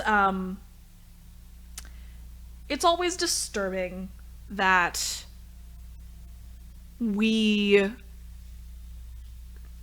allow people who are multiple offenders to hold these positions of power. It's like the guy that we talked about a few weeks ago, where he was having a relationship or having an inappropriate relationship, whatever. He was raping an underage student. Yeah. He was a youth pastor. Done it multiple times. Already been to jail once. And the second girl not only spiraled into depression, but that was also happening while his wife was pregnant. Yep. Still a little... Yep. You had not noticed that, so I'm still a little proud of myself for putting that together. Good job, babe. But it's like... I don't... Corgis are barking. They are. I wonder what's going on. I don't know. They bark. Yeah, they do. They just... it baffles me. It really does. That rather than, if something like this happens, where a pastor or a youth pastor or a teacher or anybody who is in a position of power takes advantage of that power, and then rather than actually having them face the consequences that they need to face, if they just move them somewhere else and figure it's not going to happen again. Yeah, because this was not his first church. No. And it was after something else had happened. Right. Yeah, and so it's like, hey, guys, guess what? You're complicit in this. Well, not only that, but people that do this, it's not a mistake. Yeah, they're not Like, it's not, I mean, it's not an accident. Right. Yeah, this is something that It's a mistake, but... Yes, absolutely, yeah, my apologies with the word choice there. But it is something that they enjoy doing. Yeah. Whether they feel remorse or not Yeah. is irrelevant. Yeah. It's that they do this and they enjoy doing it. So hey churches, stop it. Seriously. Yeah. Ugh. Like, do proper background check. Google your fucking pastors. Yeah, that one's easy to do. Hi, your former pastor was apparently it says here that your youth pastor was involved in a string of sex crimes last year, and you want to hire him and put him on staff immediately, and trust him around 13-year-olds. you're sure about this? Oh, yes. He's prayed and been forgiven by God, and so therefore it's my job to forgive him as well. No, fuck you. Yeah, I'm no. not hiring shit. No. It's bullshit. And it gives a bad name to those who are the actual good ones. Yeah, as Mark Caesar said in the chat, the church is choosing the next victims. Yeah. Which is accurate. Yeah. Completely. And as thus, as you mentioned, the church and every person who is involved in the church that has this type of decision making is complicit. Yep. And if the church, as the church in Chicago did, doesn't listen to people and instead ignores everything, Right. everybody that's heard this and doesn't leave the church at that point is also complicit. Yep. This is the same thing, to where we are complicit in those that we follow. I agree. And agree with. Let's see. We've bounced around a little bit, and I'm very, very sorry. No, it's okay. You want to do like, what do you want? One? Yeah. I think we've got about 3 or 4 left. So, No. Colorado? Fucking Colorado. This guy. Oh. This guy. So, I don't know how to say his name. Suyan? Huh? You think it's how you say his name? Sulian? I don't know. It's Sulean, right? Yeah. Corey Sulian. We'll say Sulian. Sulean. We'll just call him Corey. It's fine.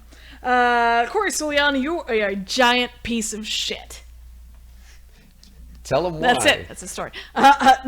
So Corey is a super conservative pastor in Colorado, and he recently announced his intentions to run to replace retiring Representative Lori Sain.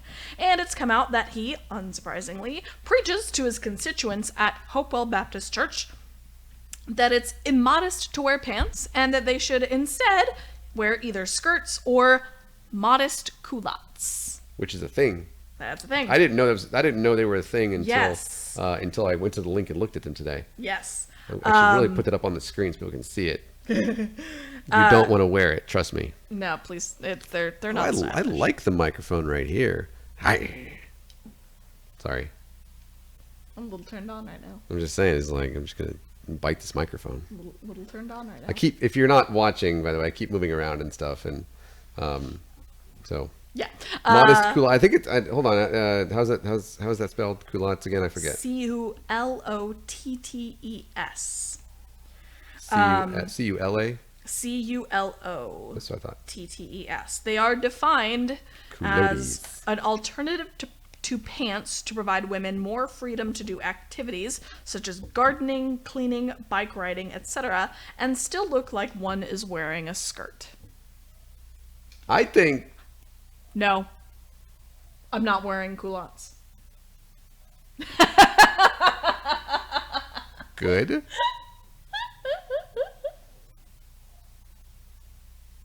Anyway. You think? What is the difference here between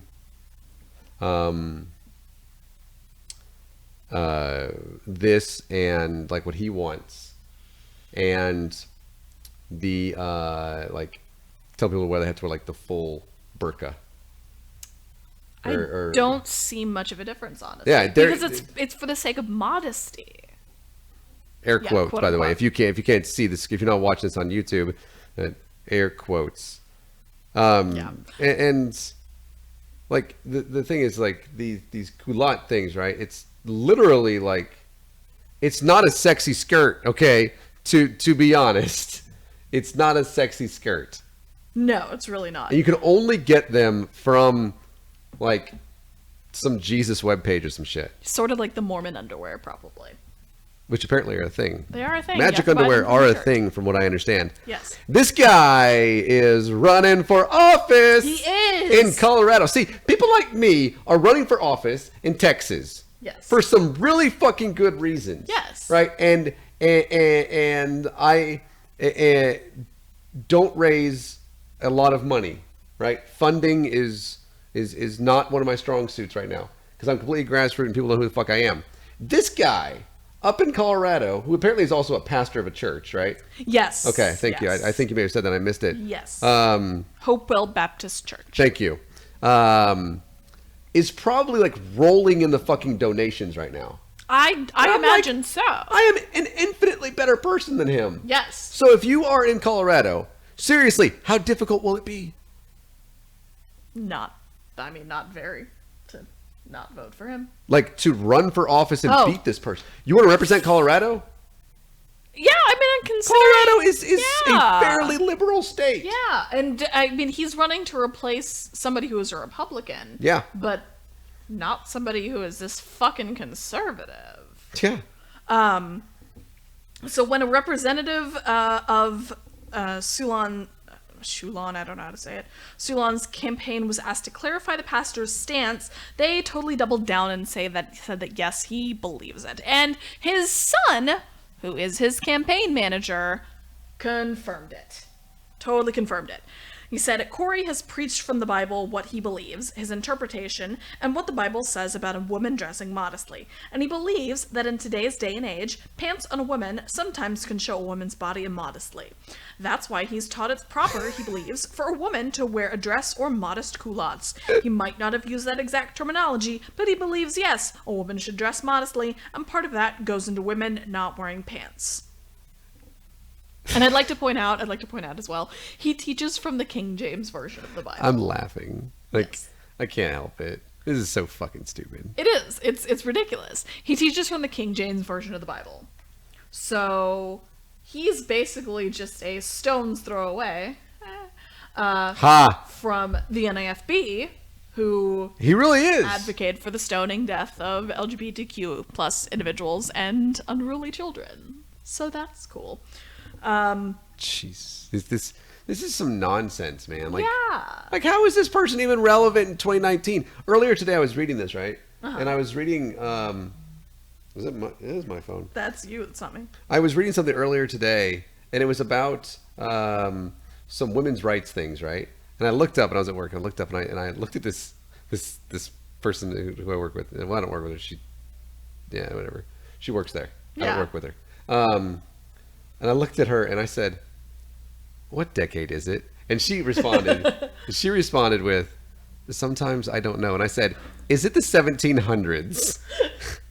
Because that's a whole century, a couple of centuries off. Yeah. And I said, "Is it the 1700s?" And she said, "I don't think so." I said, "Do women have rights?" And this other girl that was in the room, she said, "Wait, you have rights?" So I appreciate the obvious, humor, the humor there, but also the understanding that, oh yeah, this kind of thing this is a thing. It's terrifying. Because I was beating my head against it, mother, what? Yeah, it's terrifying. This person is that 1700s person. Yeah. He's say, you're wearing pants and to the gallows. I don't know what accents I used there. I don't know two or either. three of them. Yeah. Definitely went Irish for a second. And then, who was the one who tweeted about that recently? Roosh? Rooshby? About or whatever, about women's bodies not being made for pants because it just draws attention to their butts. I don't know. There's a rash of people that are tweeting a bunch of misogynistic bullshit recently, and I have chosen to ignore all of them, and all of you should as well. Yeah, I'm just saying, smart. Do what we do when it comes to atheist kerfuffles, and just ignore all of it. Yes. It's a good idea. It's a very good idea. Yes. You don't get mixed up in those things. You don't have to worry about trying to explain to people why you're looking at that site. Exactly. Just saying. It's kind of like, you don't have to explain to your parents why you shouldn't have to explain yourself anyway. Mom, it's because I'm sexually attracted to this person. Go away. I love you. Just saying. Mom, when you watch this episode, yes, I was. A lot. Okay, so we've talked about. Let me go back to my notes here. My 7 pages. Don't we have? Isn't there something? There's a few more things. We talked about that. Do you want to talk about federal contractors? This is the one I was talking about with what decade is it? Yeah. Yes. Yeah. Okay. So this one and I, because we are at an hour and 40 minutes. Okay. So you want to make this last one? I think it's a good idea. Yeah. Well, we have 2 others other than this one that I don't have as much notes on. I don't want to. I can run through them really quick. So the Trump administration. Oh, yay. Of course. That's a great way to start a fucking. Yeah, you're right. They are attempting to do something that is blatantly discriminatory, and by this point, we're really not. Like the Trump. Phased No way. No. This is something that's happening. Who'd have thought? Oh right? wait. Oh man. Wait. Is this one racist or xenophobic or anti-immigrant or all of the above? Basically. Yep. Basically.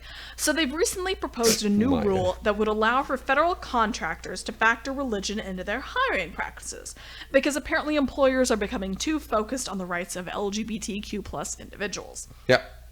While they still wouldn't be able to discriminate in their hiring practices based on race, sex, national origin, or other protected classes, which I don't think is true, because they'll slippery slope, but still. Well, they will also say that, it wasn't because of that, Yeah.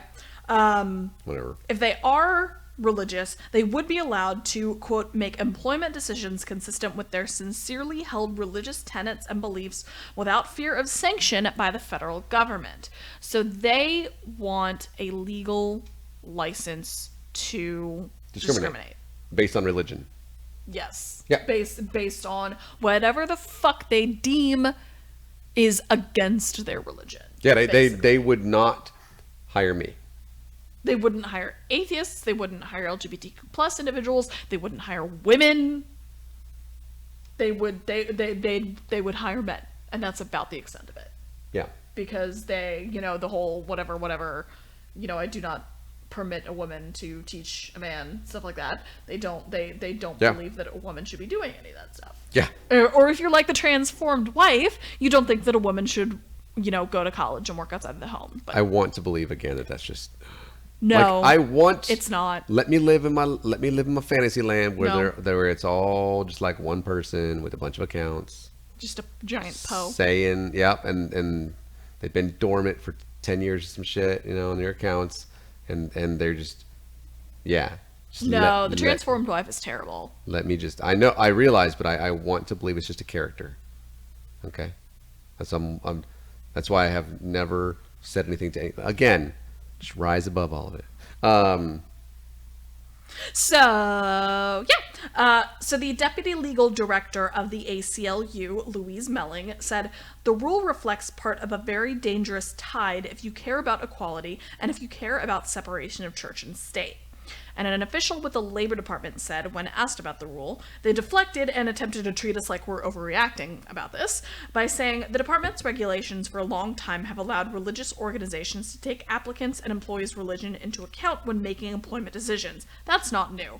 This proposal only seeks to clarify who qualifies as a religious organization and what religion means under the law. That's it.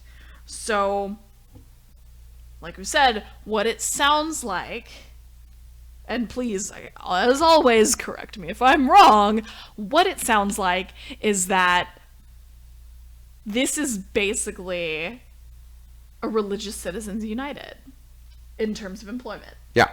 It's the same thing, where they are claiming that they, as an organization, it's like the Hobby Lobby stuff. The same thing, but in terms of employment instead of healthcare. Yes. Where they want to pretend like their organization is an entity that holds religious beliefs, and that somehow those religious beliefs obviously have the same sort of discriminatory beliefs as the individual who's in charge of the hiring practices. Yeah, this is not far off from like the Chick-fil-A bill. No, not in the slightest. Except they're being able to get like governmental preferential treatment. Right. And like vouchers, basically. Yes. Which is... It's gross. Yeah, it's like, oh, you're Christians, you're better. Yeah, like This is a violation of the First Amendment to the United States Constitution. Yes. As well as just so much other shit. Like the other day, somebody's trying to tell me that we don't need affirmative action anymore. I watched the Hassan Minaj Patriot Act on affirmative action today. I think it's from like season 1. I was like, It's from ages ago. does he ever say anything that sounds like I would say? Besides the fact that he's funny. You're funny too, I mean, yeah, I'm not Hassan Minaj funny. but still, I think you're funny. But yeah, he and I, we say some of the same things. They really do. Makes sense. We're both smart individuals, both, Muslim. Where's he from? Not America. India.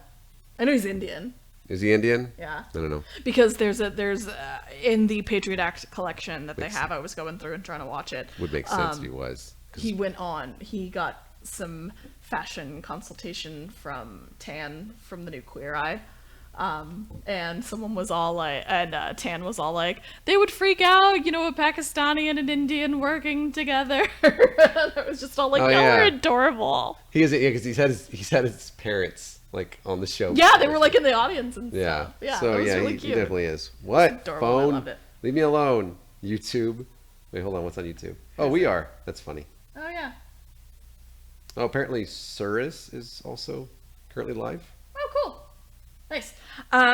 Cirrus, you suck. You should never go live unless we are not live. So I'd like to point out that in this article that was from ABC News, they also mentioned that the Alliance Defending Freedom came out in defense of the rule, saying that it actually makes it so organizations can't be marginalized for their religious views, basically making it so that an employer and an organization can do their religious discrimination in a legal manner. Yep. So fuck you, Alliance Defending Freedom. Yeah, organizations are not people. No. Organizations don't have religious views. Exactly. People do. Right. Individual people do. And also, your religious views do not necessitate respect. People do, religious views don't. So, you know. I'd like to point out, by the way, that it's totally fine that Cyrus did that. He's a friend of ours, and so. Also, don't do that, Cyrus, you jerk. We love you, Cyrus. Yeah. I was watching a bunch of Cyrus's stuff today. For good reason. That's why I tweeted, because I tweeted. If you follow me on Twitter, I you was saw wondering that if I was like, you put Hunter Avalon in there. I was like, are you watching Cyrus? I was watching. I Cyrus. don't know anybody else recently that's spoken about him, and I'm like, are you watching Cyrus? Yeah. I'm going to tell Cyrus now. He's done a couple videos recently on Hunter Avalon, and this one was from a couple months ago. But I recently discovered how awful Hunter Avalon is because. If you really want to know, Cyrus has a couple of videos about him. Yeah, but the TLDR of it, of what I've seen, is Hunter Avalon was going against what the church teaches and having sex before marriage, so he got his girlfriend pregnant, and they didn't know if they wanted to, if she wanted to have an abortion or not, and she decided she didn't want to. And he says both, it was very, very tempting, but he also says it was never an option. How can it be? How can it be tempting if it's not an option? It is an option, and also, if it's first off, tempting is. Yeah. He basically, like, Hunter Avalon basically thinks that he is somehow this paragon of virtue because he didn't up and bail on the girl that he got pregnant, who I don't know her name because I don't know if she was ever introduced in the video, but. She's she seems like she is very I'm not trying to make anything that is necessarily any ableist slurs or mean slurs or anything like that, but it's like she doesn't seem like she's her own person, basically. Oh. That's what I'm saying. Upsetting. I realized the lead up to that made it sound like I was going to make some comment about, like, mental health or mental capabilities and stuff like that. That's not what I was going for. I promise. No, that's about Hunter She doesn't Avalon. seem like she's her own person. She seems like she gets coerced into everything, and she seems like if she had actually wanted to have an abortion, then he would be making that video by himself about how awful of a person she was. Seems like for that'd be the having an case. abortion. Yeah. He's a bad person. Yeah, he is. He is terrible, and Mm-hmm. I don't like him. Anyway, so we can do really, really quickly the last two that we've got. Go ahead. So going back to Franklin Graham, we did say we had 2 articles about Franklin Graham earlier. Yay. Yay! So he was on with Todd Starnes again, but this time he Fucking Todd. Sorry. I don't know a lot about Todd Starnes, and I'm glad. You're a lucky person. Yeah, I'm glad. He's basically. Yeah. Hannity? Is he similar He to writes Hannity? bullshit on Fox News. So Hannity. Yeah, he's Hannity without, like, the voice. Sure. Yeah, I don't know. I don't know, it's the less you know about him, the better your life is. I feel very privileged to not know Yeah. a lot about him. So Franklin Graham was on Todd Starnes again, praising a New Jersey mayor who is fighting a state law that requires schools to teach about LGBTQ plus history because bigots of a feather flock together. Oh yeah, I remember this. Yeah. So the mayor in question, his name is Alfonso Cerulli, is the mayor of Barnegat Township. I believe that's how you say that. Nah, it's in Jersey. It doesn't really matter. Hi, Yeah. Eli. He has called the new law an affront to Almighty God and said that the law has, quote, crossed over the line into absurdity. And Franklin Graham, of course, completely agrees with the mayor, saying, God made us and created us. He made us male and female so we can carry on the population, so that we have children and that we would increase. And homosexuality goes against God's plan for the human race. You know that there are actually societies of animals that are what are known as eusexual. Yeah. Eusexual, eusocial. Eusocial, of course, meaning that every single male, except for like 1 or 2, are drones. that they are born without the ability to have sex. They are eusocial. Is it bees? Certain honeybees are like that. Ants. More than anything else. Ants are like that more than anything else. Yeah. Yeah. Yeah. So there. How about that, Yahweh? How about them Motherfucker. apples? Slam.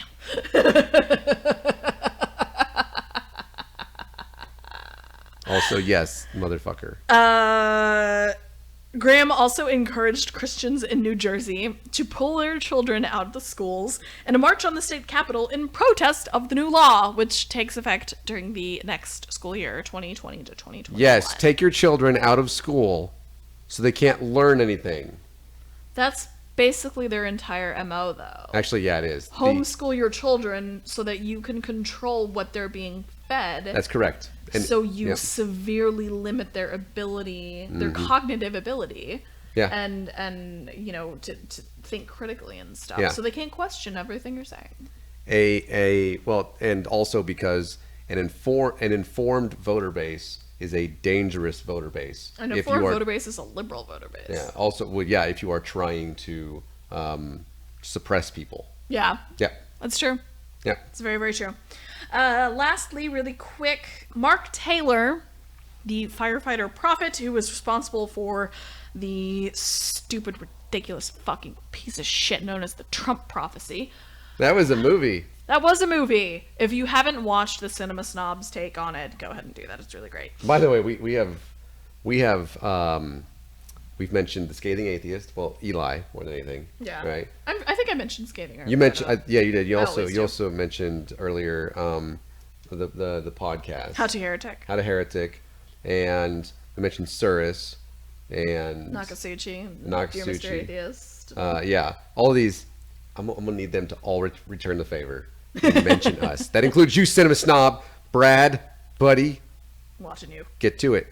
You should definitely go watch the Trump prophecy. Not in real life. Do not watch that. Oh, please don't. Don't do it.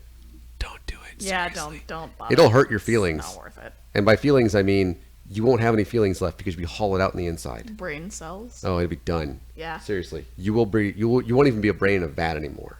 But watch the. But watch the Cinema Snob. Is that a callback to my tweet earlier? It is. But watch the Cinema Snob version of review of that movie. Yes, and then it's also pretty watch the Pet Cemetery 2 one from yesterday. Yeah, it's pretty great. Days ago. It's pretty good.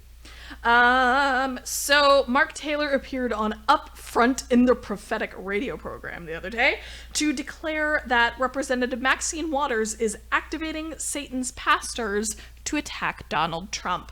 Yeah, that's what it is. Yeah. The Lord told me the hordes of chaos have been released on Earth right now. He also told me Satan's pastors have been activated. Satan's pastors have been activated. Now this is the time I'm releasing this publicly, so this is what she is saying. The bully pulpit, which was a reference to a tweet that Representative Waters released in the wake of the mass shootings and stuff recently. She's activating Satan's pastors to begin bullying from the pulpit. Bullying the president, bullying those over illegal immigration, bullying those over the border. It's all about activating. Look, the Lord has told me that the devil is coming back for his dues right now. Yeah, cool. Who are Satan's pastors? Seth Anders. Okay. Also, Seth, mention us. Okay. But like, really? Yeah, you got nothing. Yeah, who are they? Like, that's what I want to know. Is who like, the fuck are Satan's is it pastors? Can we do that? Can we put in like an application to be some of Satan's pasters? Yeah, are we? Is it like Lucian please, because I feel like we do talk. Yeah, Luke definitely, because we do definitely talk about Satan.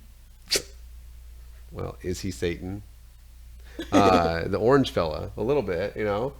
And the things we talk about are like anti-him. Yeah. And also anti, like. This is a grifter, obviously. Yes, Mark Taylor is legit awful. Now, and okay, I get it that there are certain evangelicals, 81% apparently. No, 81% are not supportive of him anymore. I do know that's the case. I know that, and by the way, yes, if there is an application, we'll get to everybody. I do know that that his voter base has not grown. Right. But I do know that evangelicals who did support him in 2016, there are a number that do not anymore. Yeah. But the ones who are still there have doubled the fuck down. And so I would like to say, as one of Satan's pastors, it's I know that you don't want us to mention how Donald Trump is a racist and how Donald Trump is a sexist and how Donald Trump is xenophobic and how Donald Trump is homophobic and how Donald Trump puts children in concentration camps who are in the country legally sometimes, but regardless in concentration camps. And I know you don't want us to mention how Donald Trump is a serial adulterer. Right. And I know that you don't want us to mention how Donald Trump has more than a few times and fairly recently said "goddamn." And I know that you don't want us to mention how Donald Trump doesn't actually know anything about the Bible. And I know that you don't want us to mention how Donald Trump is a pathological liar. I realize that then the list, of course, goes on. And I realize that you don't want us to mention these things. And by the way, I said Donald Trump is in front of all of them on purpose. Yes. I have a solution. Donald Trump shouldn't be all of those things. And we wouldn't have to talk about it. And you know what he shouldn't be most of all? President. Well, yeah, that's true. But if you want us to stop talking about how he is all of those things, Then don't do 'em. he shouldn't be those things. Right. But then also, you don't have to defend it. Like, Yeah. like if he is a racist, which, by the way, he's a racist. Yes. You don't have to defend his racism just because Jesus. 'Cause Yeah. last I checked, I don't think Jesus was a racist. I don't think Jesus ever brought it up. I'm pretty certain that one of his qualifiers was not, you have to have a certain color skin. And by the way, if it was, it's not Trump's no matter what color skin Jesus had. It's true. Right? Like, so as one of Satan's pastors, I would just like to let you know that there's some advice from. Wait, so if you're one of Satan's pastors, Yeah. and I feel like, so Shannon Q, mention us, Shannon, we love you. I'm just kidding. Shannon Q and Paul G had a stream tonight. Yes, they did. I did not get to watch it. I will later Yeah, I at some didn't get point, to. maybe. She's been doing the Church of Sexual Humanism lately. Yeah, they donated. Like $1,200 right now. Yeah, in the name of AIG. Yes. So She good sent on an ya. email. She sent an email, and she's just all like, "Look, we're collecting these donations. We want to make sure that they are in the name of Ken Ham and AIG." And we're just like, "You go, Shannon. You're wonderful." Which is amazing. Yeah. And they did that their stream there tonight. Yeah. I feel like we need to have our own version of like Satan's clergy. Like not Yeah. just the Church of Satan, but I think. Oh, there's an ambulance. Yep. I hope everybody's okay. Yeah, me too. But yeah, so that's really about the extent of what we had. Like to point out, by the way, we made it through all of our news stories. Yes. Today, which by the way is never happened before. No, it never happens. It's because she went through it today and wrote a bunch of notes and whatnot. I took. She took her day off and actually did something with it. I take my days off and basically watch Rooster Teeth and Michael Jones and Lindsey Jones and Jeremy Duels. Mention me, guy. Love me, Rooster Teeth. And talk dirty to her while she's at work. I do enjoy that. Yeah, it's fun. And she does actual things. No, well, okay. Against my defense, because it's not in my defense, I did wake up when you left for work at about 10:30. Did you? That was when I woke up then. Okay, did you go back to sleep? Yes, for about 2.5 hours. About a couple hours later. So I spent a lot of the afternoon asleep. and watching. I believe that because I texted you a couple of times. You didn't write back, and I was like, Yeah, I think I woke up like Yeah. right when I texted you. yeah. By the way, it's Achievement Hunter, which is part of Rooster Teeth. So, Yes. yeah, the GTA 5 videos are great. Bernie Burns As follows well me as- on Twitter. Huh? Bernie follows me on Twitter. What? I've told you this numerous I'm times. still jealous, but He's also, followed me on Twitter for years. They do like now. Gmod as well. For like 7 years. It was in July. It was Gmod July. It was really funny. So you should That's get funny. things you should watch. There's extra things that you should watch. If you like nerdy things, I suggest Rooster Teeth. They're Yeah, fun. like video games and whatnot. Yeah. More than anything else. They do other stuff, tabletop stuff, and yeah. like there's Like Achievement Hunter's focused on games. Rooster Teeth does like various shit. Rooster Teeth is the production company behind the wildly popular Red vs. Blue and Ruby. Yep. So if you're familiar with those, then you're familiar with Rooster Teeth. you just didn't know it. Yeah, you just didn't realize it. I used to be big into the Rooster Teeth community when I lived in Austin, and And HX said, "Roosters have teeth." In a world where roosters have teeth. all right. Well, I think that just about does it for us this evening. Just as a friendly reminder, we are on Patreon. You can find us at patreon.com/divine disbelief. You can become our second patron. Thank you again, Mike. We really, really appreciate it. Sexman Mike 25. Yes. You're the best. We Optimus Prime. also... That was for a little bit. It was okay. That was good. My voice is in that area right now where it's like, I'll say anything you want. You can What is say, this? I wonder what this- say anything I want. I'm Really. gonna go have sex with her later. I wonder what it actually sounds like in the microphone because I can't hear myself. So Yeah. We mostly wear Please. these for the sake of the intro and outro music. let We can't actually hear ourselves through the... please let us know. I wonder if we plug into the pre if we can hear Nope. ourselves. Found out that does not work. That doesn't work. Okay. Nope. Today I learned. Do Starscream. I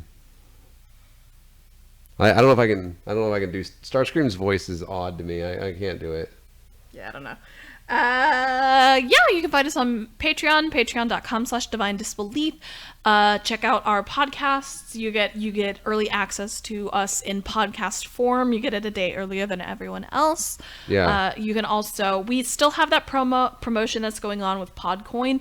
If you download the Podcoin app and use our code disbelief whenever you sign up, you get 300 extra coins. And right now we are still, we're still being promoted. Yeah, And you pretty still awesome. get bonus coins if you listen to us. I need to actually continue my streak because I've been listening every yeah. day for the last 3 weeks, and I needed to continue that. Yeah. So yeah, Podcoin, use our code disbelief. You can do that.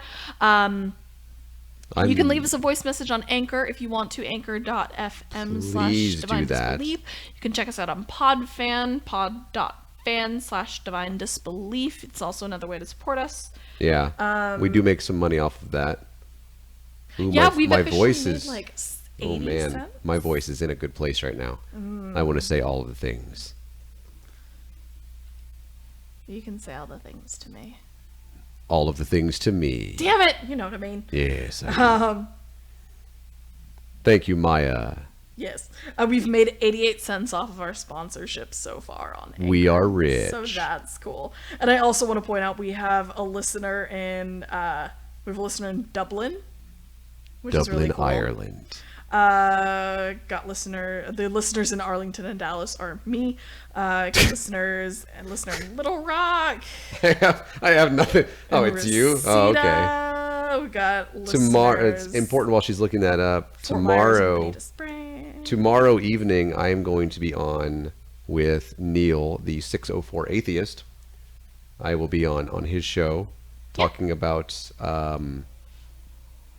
me. Deconversion. I guess. You have a far more interesting story than I do. It's not. It really is. You need I've to do an read that ASRM in that voice. I do not want to ASMR? do. I guess whatever it is. I don't want to do ASMR. Like, You can just never mind. you just like say things. It would Anyway. definitely help you sleep. Anyway. Cincinnati, rise up. Oh, it was you. IQ from Cincinnati. Thank you so much for that. I was in Cincinnati She in was. April. That was cool. She was. But yeah. So let me do any other little plugs. What time? Oh shit, I don't know. 6 tomorrow. To me, it's right? 6 o'clock Central. I think it's 6 o'clock. I don't know. Hold on, let me tell you, because he does his stuff in like Pacific time, and I'm like, dude, that's not even a clock. Let me see. Hold on. If you want to follow us on Twitter, you can check out the show on Twitter. We are at Divine Disbelief. You People can in like us Portland are on like, yeah, Facebook. shut We up. officially have over 300 likes on Facebook, so that's really cool. We're Facebook.com/Divine Disbelief. Where is it? I'm on Twitter. I am at Motel Cowboy. You can follow the Corgis on Twitter. They are Dos Corgis15. They are actually also on Instagram now. So if you want to follow Stanley and Benny on Instagram, they are also Dos Corgis15 on there. Dos Corgis 1-5. You can follow Nathaniel's candidate at Twitter. He is at Walters for Texas. You can follow Nathaniel's regular Twitter if you want politics and atheism. He is Atheist Husker. If you want sports, then he is Nathaniel Husker. Nebraska else? football starts in Less than 2 weeks. Yeah. Yeah, look at that. The 31st of August. Yeah, it'll be fun. Is it 6 Central? I don't know. I don't know. The stuff's not loading on my phone. Figure it 'cause loser phone. Yeah, IQ's is 6 Central, so. Yeah. Thank you. Yeah. If you want to send us an email, we're divinedisbelief@gmail.com, or you can get with us on Twitter or Facebook or whatever you want. Yeah, that's about it. We eventually need to get like a sign off. We don't have a sign off yet. We do not have, look, we're the first ones on my, if I went to YouTube on my phone. Nice. We're the first ones. That's and awesome. Let me find Neil here. Hold on, I can tell you. Yeah, we have to. Is it like, 6 hold on. Central? Is there an event for it? I haven't looked yet. Let me see. I'm trying to find it right now. Frustrated atheist. That's not it. I don't think I'm the frustrated atheist. No. You might want to message him. No. It wouldn't be that far down, I don't think. We'll figure it out. Neil, you're a loser. Oh, Oh, you're he's moderating moderating. Neil's show, so. Oh, okay. All I right would then. Well, trust there you, you Neil. go. That means that I think that you probably are good to go then. I'll probably join for the after show because I won't Oh, get home where's- until at 6:30.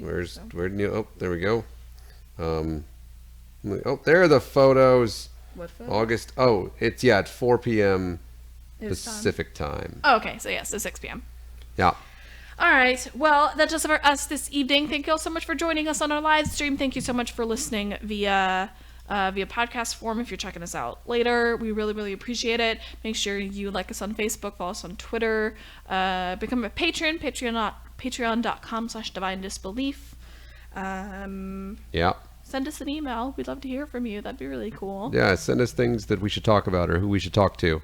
We'd love to hear all of that. We're gonna be getting Arn Raw in here at some point, and Ocean Keltoy. Is that how I say it? Yeah. Oh, if you are in DFW, please make sure Friday at 7 o'clock at Pathways Church in Hearst, the wonderful Andrew Seidel is going to be in town doing his presentation on the founding myth, why Christian nationalism is un-American. He is wonderful. He is fantastic, and I adore Andrew Seidel. I really, really do. Yeah, Andrew Seidel was a lot of fun. He is great. I think that is it. Yeah, we'll see y'all next time. Thanks, everybody. Bye.